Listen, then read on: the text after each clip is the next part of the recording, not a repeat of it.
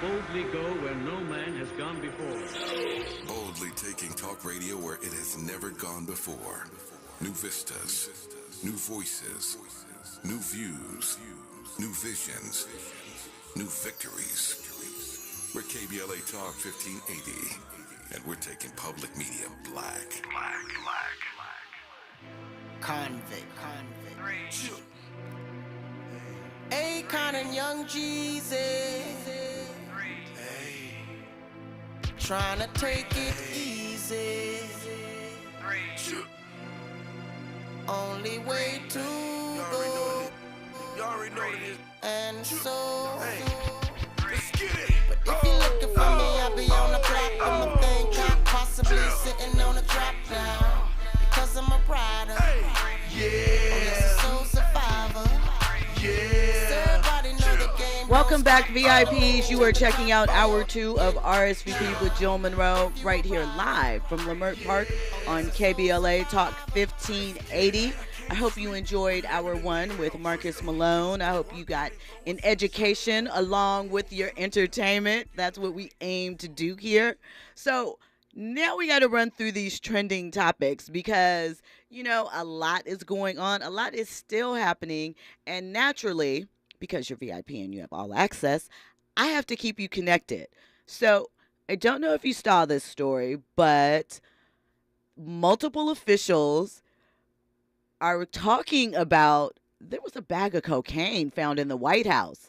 Now, the thing that obviously, besides the fact that somebody found some cocaine in the White House, that makes it kind of sus, that makes it questionable about the timing that it's coming up is because the let's see, what's a nice word? The conversation around Joe Biden's son Hunter is still very much floating in the air. So you know social media naturally had jokes about where this bag of cocaine came from.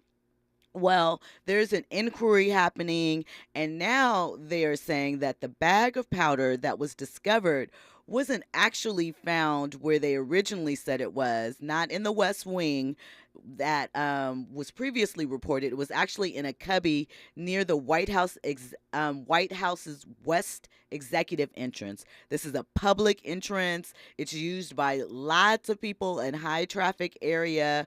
So they're saying that they don't know who it belongs to. They're running some forensic tests on it. They said that the area is frequented by VIPs, visitors, tourists, staff members, military officials, facility operations employees.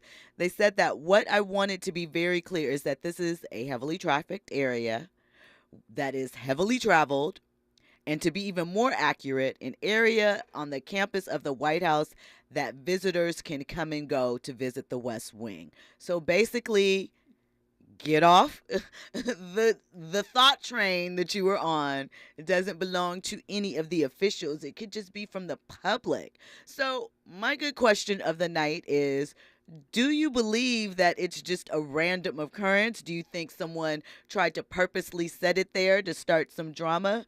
Or do you think it's just like any other sector of America and sometimes people have drug issues and they're going to partake no matter where they are? Let me know. You can hit up the power lines, 800-920-1580. Zakiah Wright in the chat says Hunter Biden was there. So you think Hunter came through and kind of left a little treat for somebody, or it slipped out of his bag? I don't think Hunter seemed like the type that would leave anything behind, but we don't know.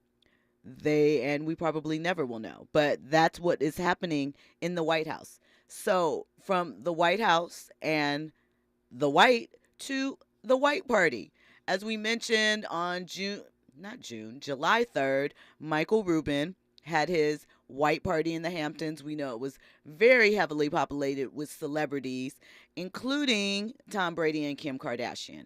Now, we know her divorce was finalized from Kanye last November, and she had that whatever situation with Pete Davidson, and now, you know, Kim is available and looking to date.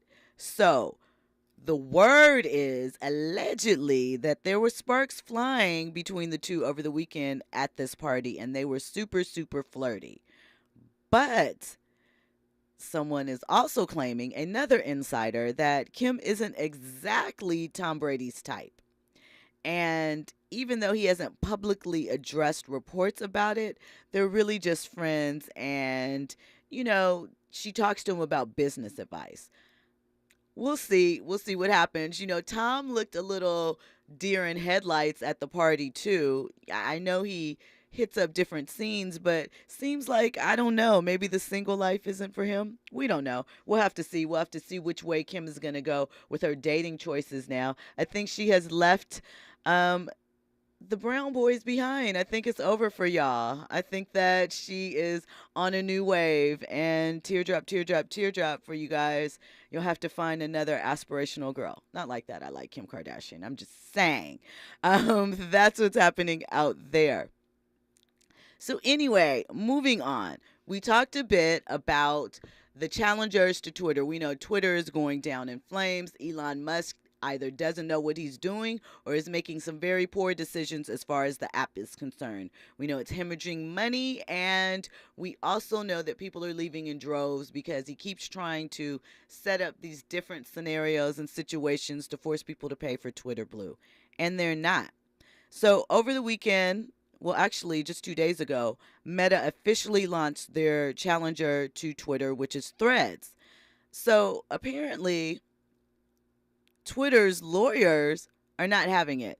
So Alex Spiro, who's the lawyer for Twitter, sent a threatening letter to Mark Zuckerberg, which, by the way, Threads has already logged more than 30 million signups. In about 3 days, they think that they'll hit 1 billion signups by Sunday, right? Just to kind of tweet old school. Mind you, there's no gifts there. There's no DMs. You're just hanging out. But it is free. The algorithm's looser, whatever. But anyway, so in this letter, Meta is accused of hiring former Twitter employees who continue to have access to Twitter's trade secrets and other highly confidential information. And they believe that they spread this information to Threads, as if this Threads thing wasn't up and running with engineers for quite some time now. So what it further goes on to say is that Twitter intends to strictly enforce its intellectual property rights and demands that Meta take immediate steps to stop using Stop using any Twitter trade secrets or any highly confidential information. Spiro also said that not Spiro. A Meta spokesperson said no one on the Threads engineering team is a former Twitter employee. That's just not a thing. It's not real. They also said they weren't aware of any former staffers working anywhere on the Threads project. No senior personnel who landed at Meta after leaving Twitter, nothing. So looks like Elon may just be having a fit once again. So what say you? Do you have it in you to join another social media network? Are you just done if Twitter goes down in flames? Do you even care? Do you utilize any of it? I want to know. You can hit us up on our socials, KBLA 1580. Hit us up on the power line, 800-920-1580, or you can download the app if you're shy and you just have comments from myself or any of the other hosts here on the network. You can download. There's a voice record function where you can leave a message and we will get it and maybe respond to you on air.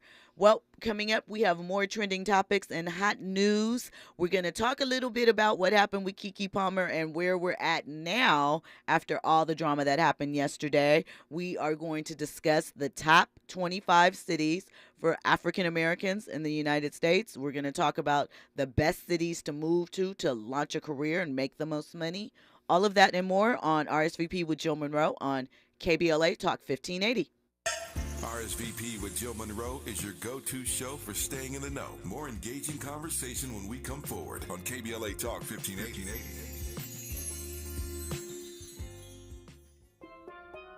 Here at the Almond Joy Factory, where tropical vibes abound, we use soft, fresh-tasting coconut. The crunchiest almonds and delicious chocolate candy. But do you know what our most important ingredient is?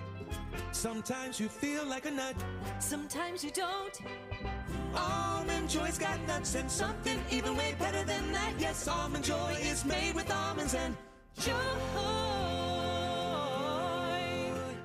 Attorney Joe Cordell. Divorce forces a father to focus on what's most important, his children. You may no longer be a husband, but you'll always be a dad. In the divorce process, this comes down to 3 key concerns: physical custody, decision-making, as well as financial support.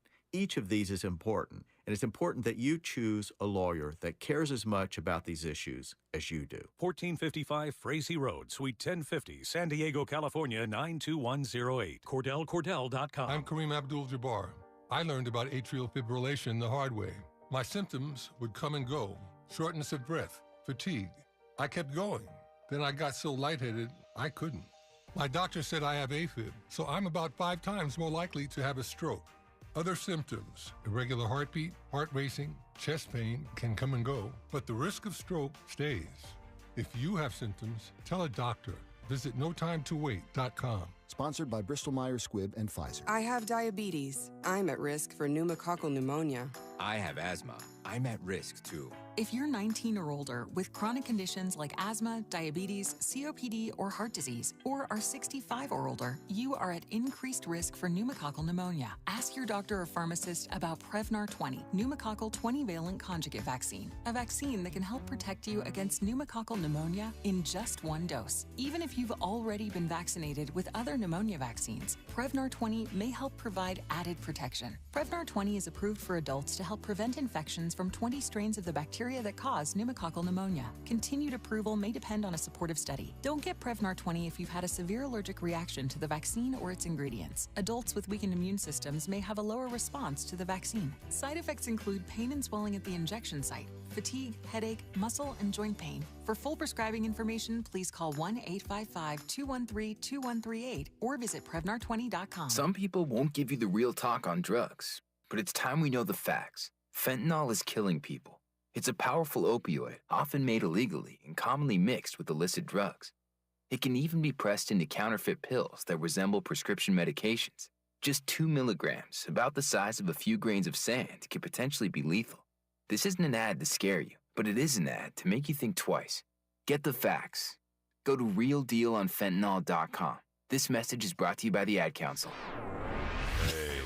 Keeping you informed, entertained, and always ahead of the curve. This is RSVP with Jill Munroe on KBLA Talk 1580. Hey, VIPs, welcome forward. You are checking out RSVP with Jill Munroe on KBLA Talk 1580. Something I forgot to mention when we were having our discussion about all of these new social media apps. If you opt to join Threads, which it's very easy, it's connected to your Instagram. You just hop over, it will bring over all of your followers. You can follow those various people. Be advised that you can't delete your account once you start up the account. If you do, you'll delete your Instagram as well.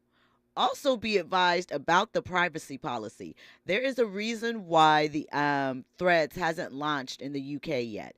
If you aren't aware, the UK has very, very strict privacy policy and guidelines for websites and apps.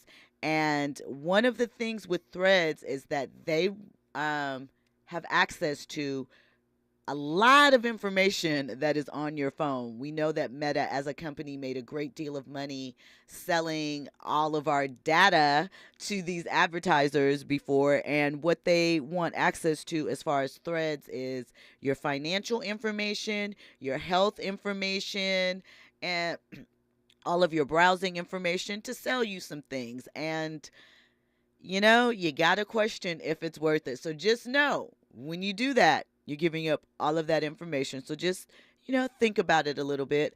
I can't lie. I did make the switch over before I fully knew all of that information.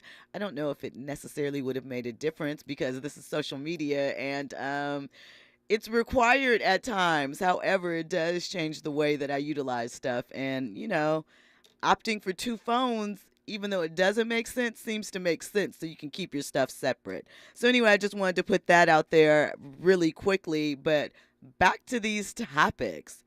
So We know that, especially if you are listening from Southern California, Los Angeles, the population of African Americans, Black people in LA is smaller than, say, some of the other cities across the nation. And oftentimes when transplants move here, they complain. They don't know where to find Black people, things of that nature. We know that's all like DuckTales, to use an old saying, because they're not looking hard enough. But anyway, I came across an article that discussed where the 25 cities are with the highest percentages of African American populations across the nation. And I thought it was a pretty interesting report. The report is from the Brookings Institute, and it is from 2019 is when they collected the data. And it highlighted that although the share of African Americans in the population has only grown 1.5% since 1970, internal migration of the community has led to the rise of what is known as Black majority cities. More African Americans or Blacks, depends on your preference, which one you like. I prefer to say Black, but anyway, are moving to cities that have Black majorities in their quest for opportunity and sustainability. So I thought it was interesting to look at the cities that have the highest Black population, what that is, and how it's working out. So starting at number 25 is Newark, New Jersey. The total population for the city is 307,000. Black people, 144,000. So about 47% of the city. Newark is the most populous city in New Jersey and obviously home to a very sizable community of Black people. I want to know also, this is part of our good question of the evening. So I want to know from you in chat, or if you want to give us a call up, if you are looking to move to a new city, a new neighborhood, etc., do you take consideration on how closely it is to the Black community? Is that something you look forward to? Do you not worry about it as long as there is one in the city that you can visit? Or do you want to make sure that you live and are in community with people that look like you? Or is it something that even matters? Let me know, 800-920-1580. Anyway, let's continue on with the list. So, most of these cities, as you can imagine, are nowhere near the West Coast. Number 24 is Hampton, Virginia. Total population of Hampton, Virginia is only 137,000. 65,000 of those are African Americans. It's the seventh most populous city, according to the 2021 census, and 47% of its residents are African American. I don't know. Would you head out to Hampton outside of college, right? Is that a destination just because the population is 47% Black? Think about it. We're just looking at these cities rolling through. 23 is Cleveland, Ohio. 22 is Trenton, New Jersey. So Jersey sounds like a good place to be if you want to be amongst your own, right? And it does say specifically African American, so I don't know how much it's including the diaspora, immigrants, Caribbean transports. So if you have those questions, I'm unclear. It doesn't state it, but just wanted to put that out there. The next city, Savannah. Savannah is a coastal city in Georgia. It's separated from South Carolina by the Savannah River. It is about 48% Black, right? So you have that. Next up, Baton Rouge, Louisiana. You know, we're just coming off of Essence Fest. We know Louisiana, across all aspects, Baton Rouge, New Orleans, you go across the state, is heavily populated with us, but it's also has its flood situations and things like that. So you have to deal with terrain. I'm not sure what the average salary is, but I do have the average salary for a couple of others because I was curious. When we think about moving, right, we also want to think about what type of jobs are in this area. Where can we go? What's our quality of life looking like? And I actually don't have it included. Sorry, wrong notes. But most of these cities are on the poor spectrum. The poor, poor is relative. But as far as income, median incomes, of the scale. So I wonder, why is it that the cities that are more filled up with black people as a community are also on the side of lack? We got to talk about that. A lot of them are in the South. I'll give you the top 10. Number 10 is Miami Gardens, Florida. I would imagine that that is probably a mixed environment. Mixed meaning mixed of the diaspora. Probably has a heavy Caribbean population as well as black and probably some African immigrants. Number 9 is Memphis, Tennessee. Now, it should be pointed out that Memphis is the poorest city in Tennessee. It has a population of 628,000. Of that, almost 400,000 are African American. The number 8 city, Montgomery, Alabama. That only has a population of 200,000, but it is 63% African American. Next up, Southfield, Michigan, 63% black. It's located in Michigan's Oakland County, and it has one of the highest percentages in the nation. Obviously, the community makes up about, I said that 63%. The next up is Birmingham, Alabama. That is 71% African American. Are any of these areas that you would consider moving to, especially if you are someone that is on a coastal city? Pretty Brown Mimi wants to know if Jacksonville, Florida is on the list. Mimi, it is not, but you tell me, do you consider Jacksonville a very black city as far as community and your connections? Like, what's there? What do you feel when you walk around? Next up is Detroit, Michigan. Detroit is 80% black. I don't know if I knew that. Sorry, 76%.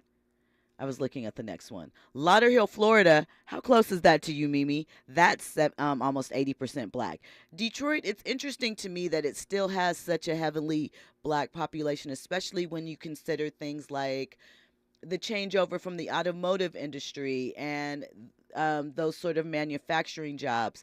Those jobs went away. I guess the people still stayed there, but it is interesting that they didn't move on. I know some did to other areas like Chicago or bigger city areas for job and employment ranges. I wonder what the top jobs are in Detroit. I'm going to have to look that up and get that information for you. So I mentioned Lauderhill, Florida is number 3. Number 2 is East Orange, New Jersey. They have an 80% population. And the number 1 city for black population has been in the news as of late regarding their water. Not Flint, Michigan, who is on the list, by the way, further up, but Jackson, Mississippi. Jackson, Mississippi is almost 82% black. It is one of the poorest. Mississippi as a whole is one of the poorest states in the United States. I actually think it's number 1. So, it's also the 4th poorest city in the United States, and it has a poverty rate as of 2021 of 32%. So I just wonder why our communities that contain us are the ones that also seem to be the ones that are not thriving and are sort of being left behind. A lot of them are in the South. I don't know if that has anything to do with it. The South is supposed to be rising again as far as the new mecca for black people. So I kind of would like to understand that dichotomy because it's an interesting thing when you think about all of the promise, all of the sort of, I don't know, what's the word I'm looking for? Aspirational aspects that we hear about southern states, reverse migration, you still have to wonder why we can't match up as far as the employment line. Well, not the employment line, our median income, because it's hard out here. Mimi said, Pretty Brown Mimi says, so Los Angeles isn't on the list. Shocker. No, Mimi, that is not a shocker. The Los Angeles population as far as black people is pretty low. I think it's somewhere around 8 or 9%. And if as a whole in America, the population hasn't grown, but the black population hasn't grown, but by 1.5%. In California, Los Angeles specifically, I say that has been shrinking probably considerably since the mid 90s. I would say probably 5 to 6%.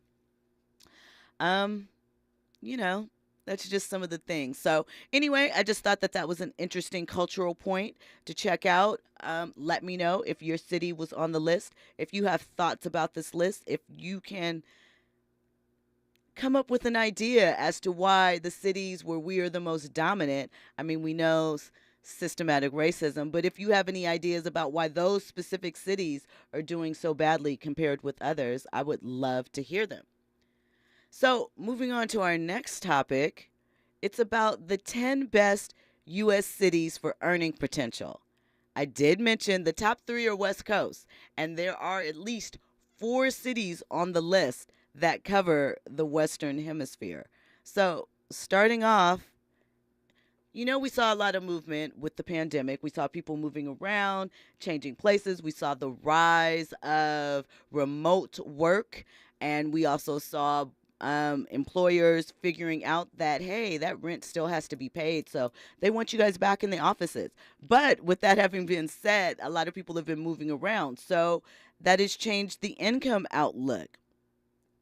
So there are certain cities, obviously coastal cities are factored in when you think about higher salaries, but that is not necessarily your only destination if you want to look for a higher than average salary as far as the job market. And, you know, if you're talking about West Coast cities, you also have to deal with the housing costs, but that's a conversation for another day. So really quickly, I'm going to rattle these off. Philadelphia, the median household income, they're coming in at number 10, $52,000. LA comes in at number 9, actually, at $69,000. But there's opportunity there. Keep that in mind. Bradenton, Florida. Shout out to Mimi. I don't know how close that is to you, but Florida's on the list. Coastal city, $50,000. Chicago, Illinois, for all you Midwesters, $65,000. So that means there's opportunity there. You could deal with a little snow, right? Nashville, Tennessee, $65,000. I heard a lot of people were moving there during the pandemic. Number 4, Austin, Texas. I heard Austin is kind of like a little LA. Flat, but I heard it's getting quite expensive. Median income there, $78,000. Number 3, Seattle, Washington. Their median income is $105,000. Number 2, San Francisco. If you can deal with their homeless problem, much like our homeless problem here in LA, it's kind of crazy, but the median income is $126,000. And the number 1 city with the best earning potential, average salary costs, that would be San Jose, California. I'm sure that has something to do with Silicon Valley, with the median income of $125,000. So if you're planning to move, look in those cities. You'll get a better than average salary. Probably pay a little more for your home costs, but you'll be making more, so it's all good. When we come forward, we will have more trending topics and headlines. We will also get into entitlement of fans. Have they taken it too far? We have news and sports coming up. You're listening to RSVP with Jill Munroe on KBLA Talk 1580.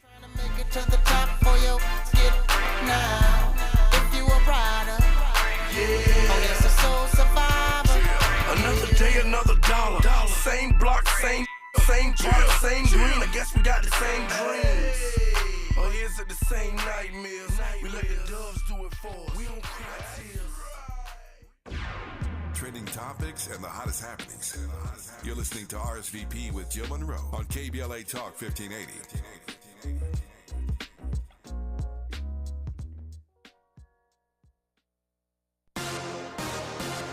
I'm Mike Island, and here's the latest from the Black Information Network. Reports say the small bag of cocaine found in the White House was discovered in a different area than previously reported. NBC News reports it was found in a cubby near the White House's West Executive entrance, not the formal West Wing. The area is on the same floor as the Situation Room and a dining area, and is a highly trafficked area. The FDA is granting full approval to a potential breakthrough Alzheimer's drug. Leqembi is the first drug proven to slow the memory loss disease. Other approved drugs only target its symptoms. The U.S. jobs market continues to remain hot. New numbers released by ADP Thursday showed the private sector added 497,000 jobs in June. That's more than double what analysts predicted. And that's the latest. I'm Mike Island from your source for 24/7 News, the Black Information Network, and BINnews.com. If you're a late-night snacker, listen up. Buffalo Wild Wings created a menu of late-night food and drinks starting at $4, 10 till close, full of tasty apps and ice-cold beer to wash it all down. Limited time at participating locations. Offers, days, and times may vary. Drink responsibly. Void where prohibited. Tax and fees extra. To boldly go where no man has gone before. Boldly taking talk radio where it has never gone before. New vistas, new voices, new views, new visions, new victories. We're KBLA Talk 1580, and we're taking public media black. Mom's early Alzheimer's diagnosis was hard to take. And when I left the oven on, we decided together that it was time to see a doctor and make a plan. Early detection gave us more time to seek out information and support as a family. If you or your family are noticing changes, it could be Alzheimer's. Talk about seeing a doctor together. For more information, visit alz.org/time to talk. A message from the Alzheimer's Association and the Ad Council. This is a special alert to all Americans who own a vehicle with less than 200,000 miles, with an auto warranty about to expire, or with no warranty coverage at all. Due to a decline in the economy, CarShield is announcing a low-cost, month-to-month vehicle protection plan that is now available to the public to save any driver out-of-pocket expenses on future auto repairs. Call now to find out how you can pay almost nothing for covered auto repairs. Yes, you heard that correctly. Pay almost nothing for covered auto repairs. An open phone line has been established for all drivers to call for a free quick quote. Call 800-381-8528 now. Drivers who are covered will not have to pay for covered repairs again. This protection plan is at an all-time low. Additionally, drivers who activate this vehicle protection today will also receive free roadside assistance, free towing, and car rental options at no additional cost. Call us for your free quick quote today. 800-381-8528. That's 800-381-8528. What do you have to lose? Call 800-381-8528. Again, 800-381-8528. KBLA Talk 1580. We've got a lot to talk about. KBLA Talk 1580 joins you in standing for education as a right, not a privilege. Charles R. Drew University of Medicine and Science is a private, non-profit, community-founded, student-centered university committed to cultivating diverse health profession leaders who are dedicated to social justice and health equity for underserved populations. CDU does this through outstanding education, clinical service, and community engagement. Recently, Charles Drew University made history by opening only the 5th medical school at an historically black university.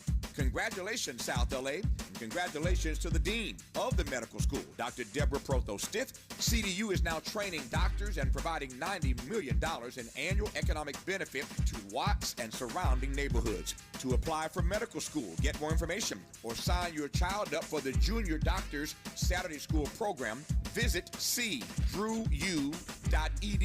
That's cdrewu.edu. At KBLA, we are dedicated to equity in education and ending healthcare apartheid, and we don't black down. This is a community call to action from KBLA Talk 1580. Delivery's at the door. Can someone please unlock? It's been an eventful afternoon with a spike in bookings at Claudia's event space. We'd love to host Mermaid Fest. She was already planning on having more event planners on hand. 500? That's a lot of tails. Indeed can help her hire great people fast. I need Indeed. Indeed you do. Our hiring platform instantly connects you with quality candidates, and you can schedule and conduct virtual interviews right from the Indeed dashboard. Visit Indeed.com/credit and get $75 towards your first sponsored job. Terms and conditions apply. Are your investments going nowhere? Here's a tip that always pays big dividends. Invest in yourself, your talent, your smarts, your skills. Maybe it's time to make that investment and start a career in IT or upskill to boost your current career. At My Computer Career, you can bank on us. We'll help you get the right skills and the right certifications to start or advance your IT career. IT keeps growing, so go with the growth. At My Computer Career, the right training, the right timing, the right career. Invest in you at mycomputercareer.edu. Start now.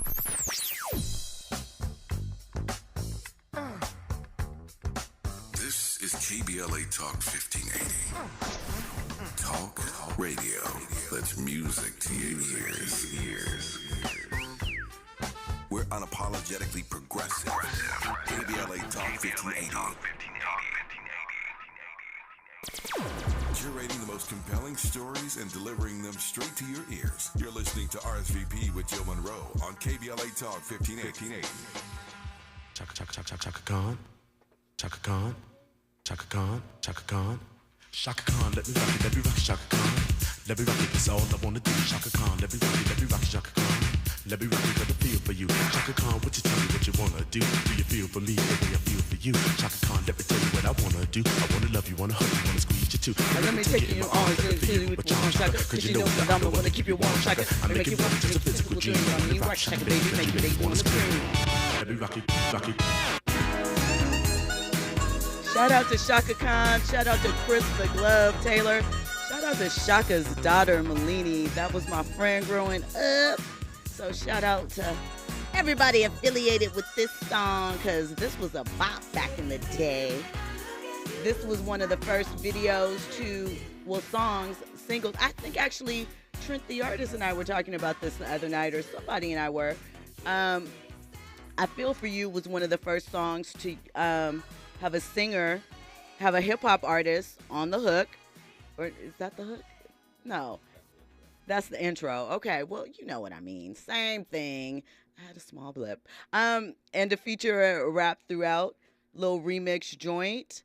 Back in, what was that, 84 when this came out? I Feel For You. Obviously, it's a remake of a Prince cut, Slow Groove. And they also combined 83. Okay, I was close. 83. They also combined fashion with this video because Norma Kamali designed all of the outfits, ensembles that were seen in the video. And the video also featured Ozone and Boogaloo Shrimp from Breakin'. So that video is a classic. And it was played for Andy played that for me because I'm wearing my Shaka Khan you already Stephanie know that, Mills huh? t-shirt. Yes, I did. Came in here representing for the girls. Jill. Yes. I got a question for you. Let's go. Trivia. Okay. You know your hip hop, right? I do. Who was that rapping? I said Chris the Glove. No, Melly Mel. Boom, you got it. Okay. All right. Chris the Glove Taylor did it in the video, and he was doing the scratching thing, but it was really Melly Mel uncredited. I only know this because I just had a conversation with my guest that is sitting here and someone else about this a few nights ago as we were having a hip-hop conversation. Welcome to RSVP, actor, voiceover artist, Mr. Sarcasm, Mr. Petty himself, Sean Harrison. You know Sean from Girlfriends, from Family Matters, from what is the animated show that you voiced like for forever? The Legion of Superheroes. Right. So tell me the character's name because you know I'm blanking on Timberwolf. Timberwolf, right. Like, so that voice is crazy. Sean is known for his deep baritone voice, and you guys have probably heard him doing voiceover stuff. Let me slow down. And didn't even realize it. If you follow him on Twitter. No, I'm not Twitter. I'm sorry. Instagram. If you follow him on Instagram, you are treated to not only his sexy ways direction thing that came about as a joke. I'm sorry. I just had to bring it up because people seem to enjoy that. I don't even know what they're talking about. And his English pronunciation videos, which are classic and have sparked a great deal of debate. What do you, he hates on Instagram? He hates because he hates everything. That's a conversation for another day. Well, no, because people are going to ask. So it's an inside joke, and that's how it became my handle. Yeah. Facts. So, go check him out, get into the voice. But my guest joining me to buzz through a couple of more trending topics. Yeah. Now, let me start by saying I don't know anything about anything, so I'm just here to react and have fun. You tell me all about it and give me a good laugh. That's what I'm here for. That's what we're going to do. All right. So starting off, I don't know if you guys have seen lately, a bunch of celebrities have been performing on stage and people have started throwing stuff at them. I don't know why this is a thing, but people are getting really disrespectful. Drake started his tour last night and someone threw a cell phone at him. It hit his finger. while he was performing. Lil Nas X was performing, and someone tossed a sex toy on stage. And, you know, Lil Nas X is little blue, little racy, so quick-witted. He came with the joke, asking whose bleep is on the stage. Yeah, you know. He was performing a song, Down South, HOs, and someone tossed a little situation up there. But let's stop right there. Who thinks to themselves, I'm going to a show and I'm going to bring a sex toy because I want to throw it at an artist? Can we talk about that? Someone brought one to a football game and remember threw it on the field. Yeah. People think that this stuff will be funny. I guess they're like, oh, I'm going to go viral. I don't know quite how that would benefit you. Like, ha, ha, ha, ha, I threw that. Look at that. Look at it go. I mean, I don't know. You know, BB Rexa was hit in the head with something a few nights ago. Oh, she was a phone. Not a few nights. It was June 18th. Someone threw her a phone in her face, and the fan was charged with assault. Good. What's going on? Like, what is this aggression? Like, I'm paying my money to see you perform. You're up there on stage. I like you to some degree, and I want to hit you with a physical object. Do you think that fans in this current state, with, you know, all the access via social media and the fact that music is kind of disposable, or artists, do you think fans are too entitled? Oh, of course they are. Of course they're too entitled. But I think this connects to something that we've talked about for a while now, which is ever since the pandemic, people have lost their minds. Yes, people have lost their minds. And when you add to that the fact that people seemingly have this sense of ownership of you if you are a public figure, it's just this weird combination that happens. So how do you do, because I've been with you when you're out and fans will be like, maybe. I don't know. But when they realize it, when they are sure, they get really excited, really loud. I wouldn't call it excited. Sean? No, they do not get excited. They give you it's a reaction. A reaction, it is yes. a very, yes. It's a heightened state. You know, not Wait everybody. Wait a minute. So did I tell you what happened to me when I was in Atlanta? No, tell me.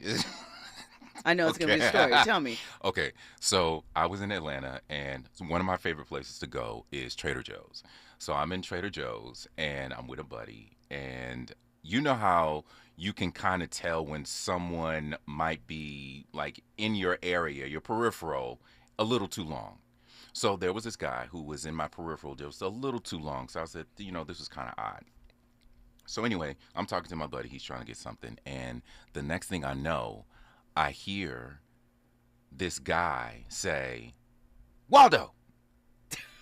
Right? And so, okay, what you guys don't know about me, audience, is like, that's the character that I played on Family Matters, but don't call me by that character name. That's not my name. So I turn and I look at the dude, and I'm giving him side eye, and I'm like, why are you calling me by a character name, right?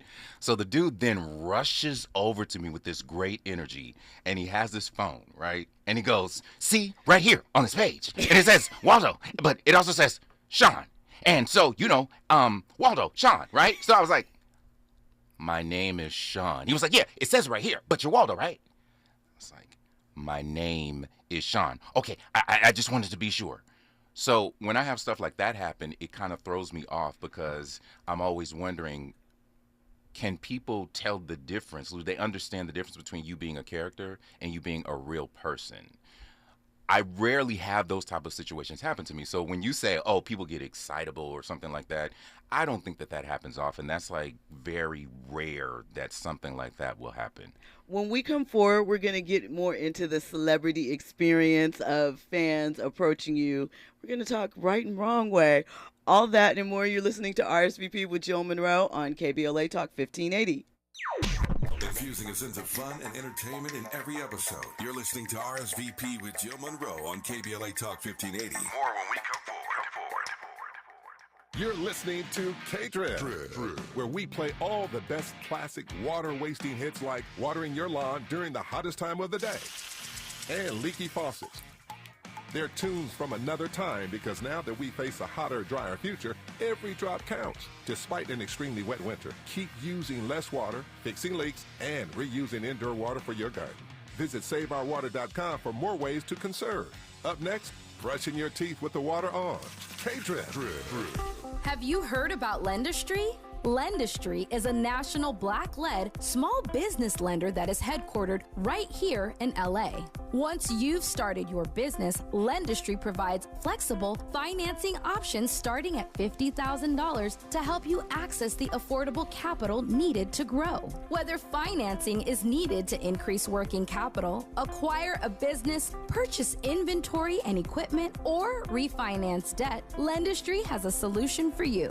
Lending products range from traditional business term loans and non-revolving lines of credit to SBA 7A loans and commercial real estate financing. Lendistry's pre-application process is simple and does not impact your credit score. Visit lendistry.com/KBLA to learn more and to get started with an application right from the website.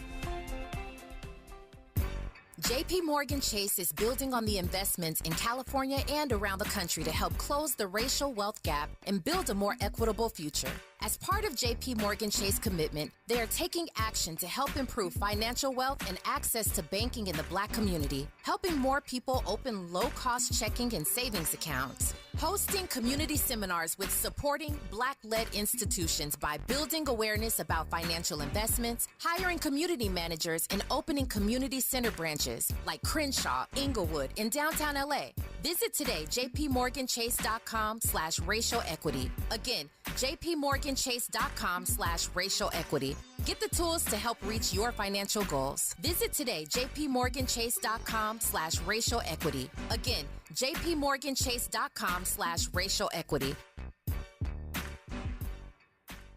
Sometimes we lose, sometimes we win. Sometimes we try to fit it all in. Sometimes we don't know what's in store.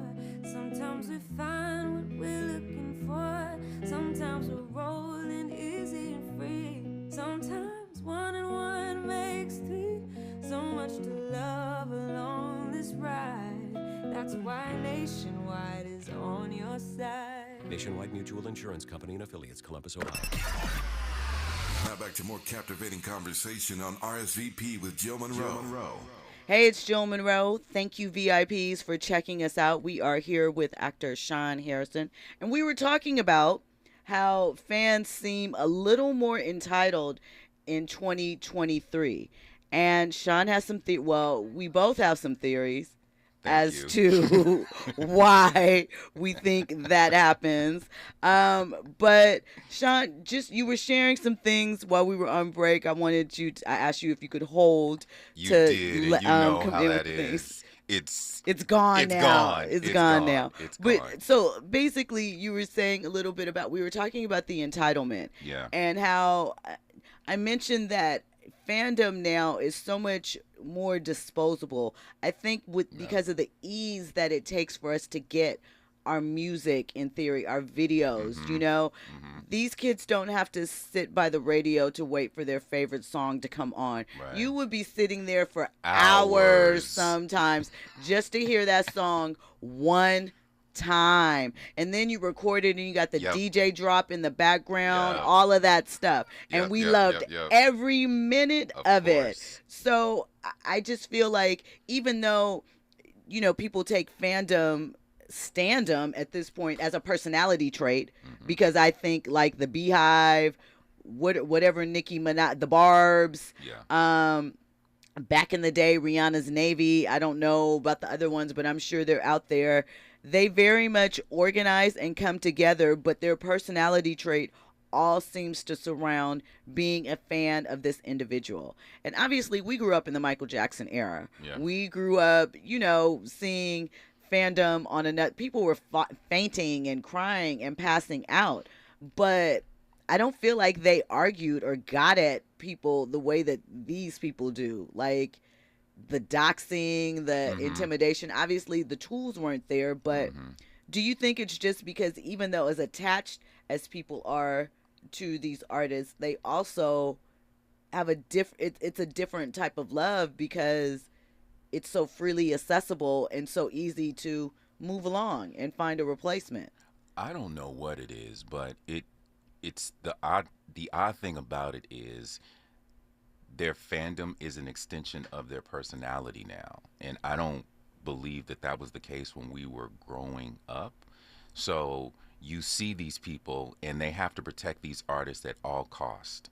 You can't say anything negative about these artists. You can't ever express an honest opinion about these artists, because in reaction to that, you get these types of behaviors that, as you say, can be very intimidating and very on the side of bullying. So I don't get it. I can't relate to it, but I do believe that there is this, connecting to the other point, this entitlement where people feel as if they own a piece of you.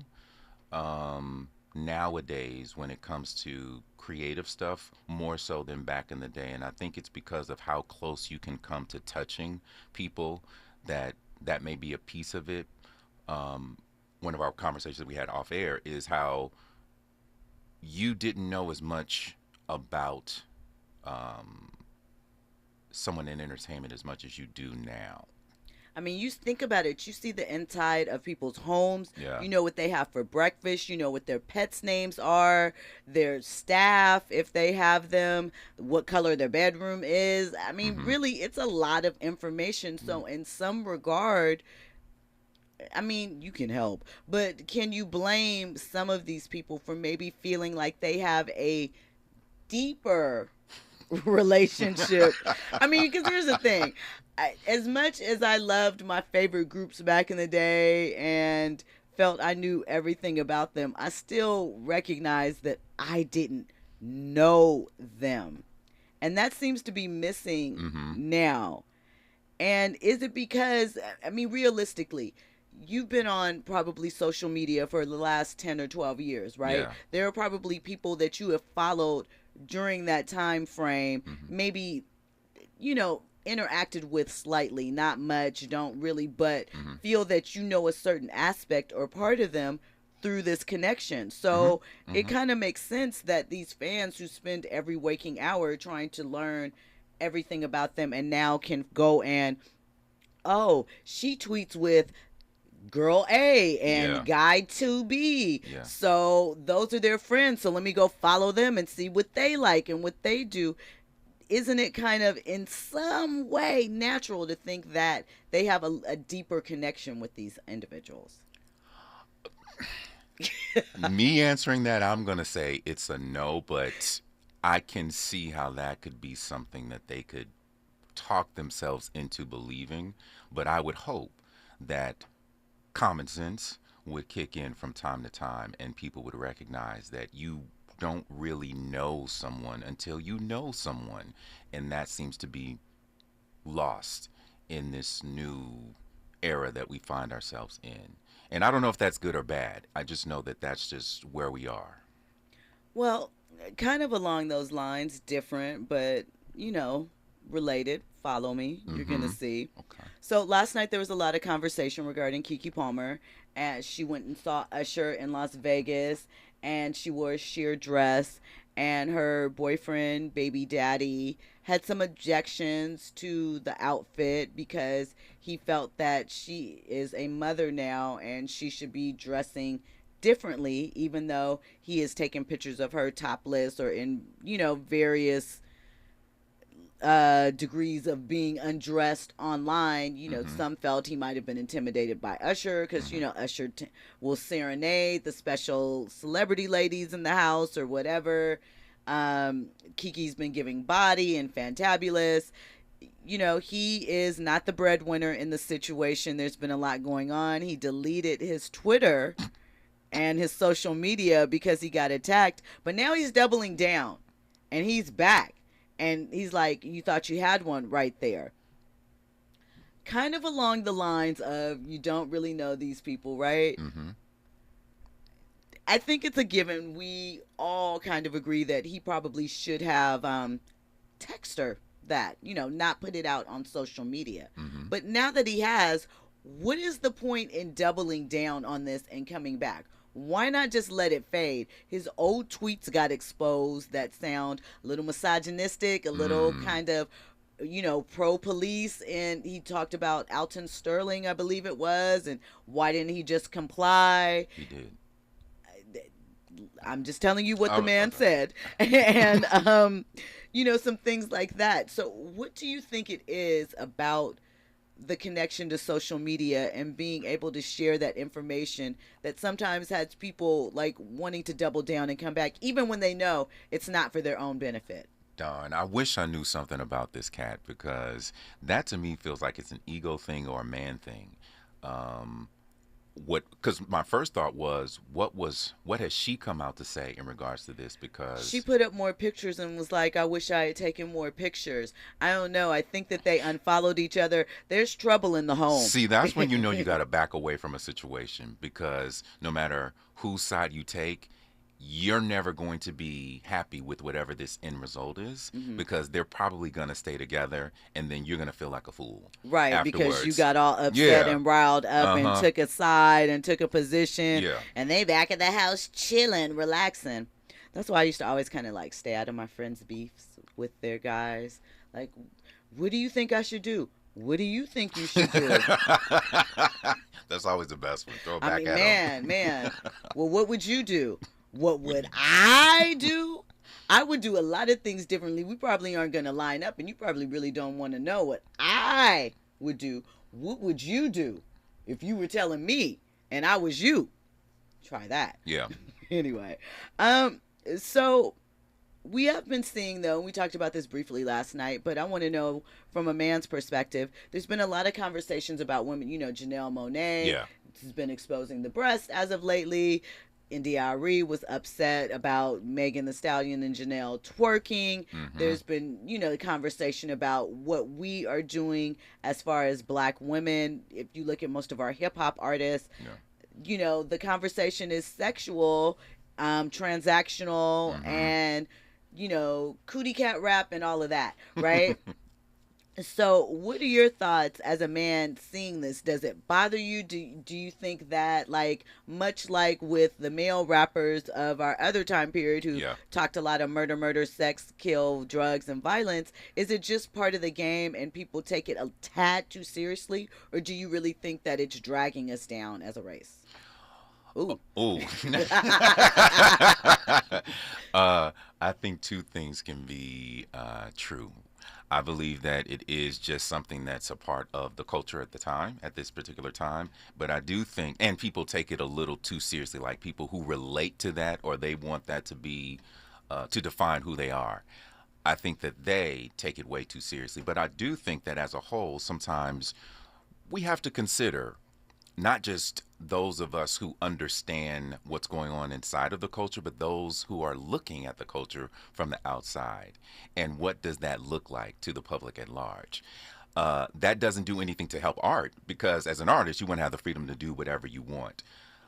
But from time to time, I do think that we need to be mindful of what the perception is. Now, in regards to the backlash that happened as a result of the... I'm going to put a pin in that. When we come forward, we're going to get Sean's response to the backlash of, women being more expressive as far as their sexuality in media. And we're also going to talk about what a scammer did that's got her in hot water.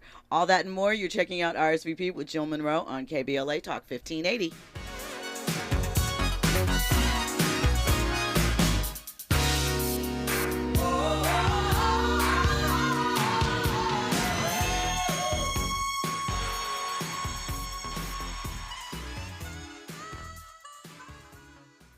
KBLA 1580 Santa Monica.